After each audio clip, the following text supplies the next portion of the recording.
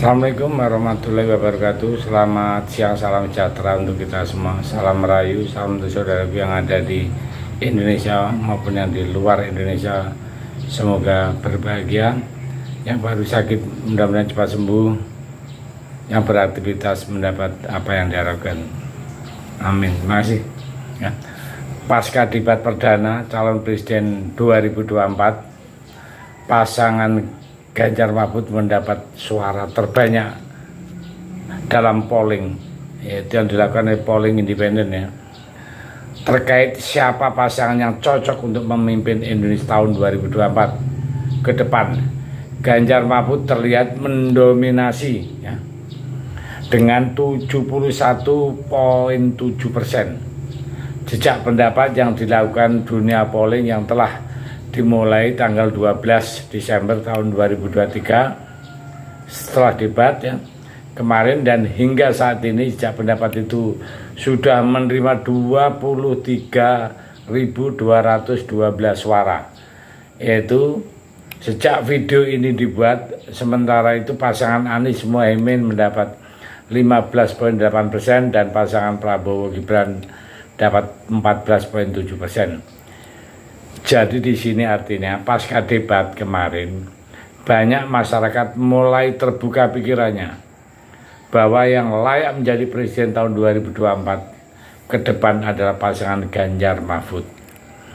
Nah, jadi inilah kata-kata yang disampaikan oleh Ganjar saat di debat kemarin ya. Ini panggilan sejarah buat Ganjar dan Mahfud. Seorang anak polisi berpangkat tidak tinggi bertugas di kecamatan. Pak Mahfud bapaknya pegawai kecamatan. Kalau kita berada dalam momentum yang sama, dan Pak Mahfud ini adalah orang kecil kalau bapaknya rapat kira-kira anggota forum.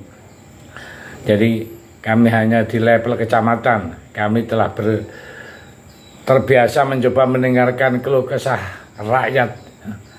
Panggilan sejarah inilah kemudian kita klarifikasi dari seluruh persoalan yang muncul, bagaimana kita memberikan afirmasi kepada kelompok rentan. Ada kelompok perempuan penyandang disabilitas, anak-anak termasuk manual ya. Sementara mereka butuh perhatian yang lebih. Maka inilah cara kita membangun, melibatkan beberapa tanpa meninggalkan mereka. Yang kedua, bagaimana pemerintah betul-betul bisa melayani dengan memberikan teladan dari pemimpin tertinggi, anti korupsi yang menunjukkan integritas, yang menunjukkan layanan pemerintah yang mudah, murah, cepat, sat-set. Itu prinsipnya. Kalau itu bisa kita lakukan, maka betapa bahagianya rakyat ini. Pemerintah ini ada ketika dikritik tidak heran ya, tidak baperan. Ketika media menulis, mereka merasa itu suatu vitamin buat dirinya, bukan sedang merongrong, apalagi kemudian merasa terancam. Maka kalaulah kemudian demokrasisasi ini bisa dilaksanakan baik sesuai dengan amanah reformasi, nggak ada lagi cerita ya yang tidak enak ya, seperti Butet ya. Terus ada cerita lagi Melki, tidak lagi ada cerita Bu Sinta.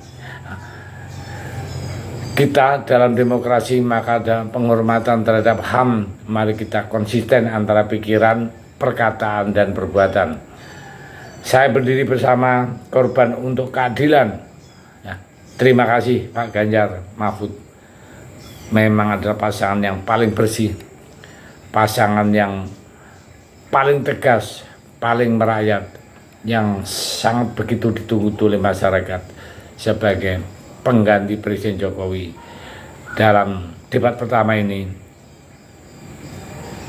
masyarakat akhirnya bisa melihat ya, dengan jelas bahwa Ganjar mampu menunjukkan kematangannya berpolitik dengan sikap tenang, tegas, dan tampak begitu sangat fokus di dalam visinya mengenai Indonesia sentris yang sangat diharapkan oleh masyarakat untuk bisa membawa kebahagiaan, kemakmuran untuk rakyat.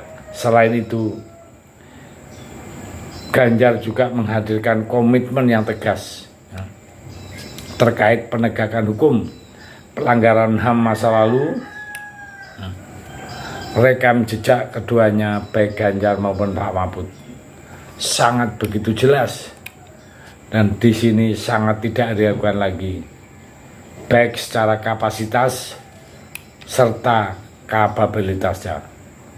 Jadi itulah makanya debat itu harus betul-betul diadakan. Dengan adanya debat, masyarakat Indonesia tahu apa isi di dalam kepalanya masing-masing capres maupun cawapres. Jangan ada istilah tidak ada berguna, jangan ada istilah itu mubazir, tidak. Karena apa? Karena kita pegang adalah perkataan, ya. Nah, perkataan dengan hati itulah yang bisa didohirkan sehingga masyarakat Indonesia itu melihat mau dikemanakan Indonesia ini.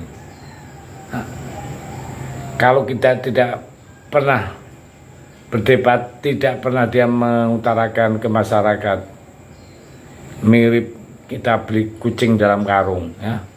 Jadi asal main comot aja, jangan begitu, ya. Maka ini baru debat pertama, ada 4 debat lagi, ya. Jadi 3 itu jatahnya presiden, 2 jatahnya wakil presiden. Untuk wakil presiden, masyarakat menunggu terutama cawapresnya 02, karena di dalam forum-forum yang diumum, ya, yang banyak rakyatnya, itu si Gibran sering keseliu. Nah, dan kalau nggak salah tanggal 22 Desember ini debat cawapres akan diadakan. Maka dari itu, yang cinta NKRI, yang cinta Indonesia, mari tanggal 22 kita lihat penampilan calon-calon wakil presiden kita, agar supaya kita tidak salah pilih. Saya pikir itu. Terima kasih, semoga bermanfaat. Merdeka.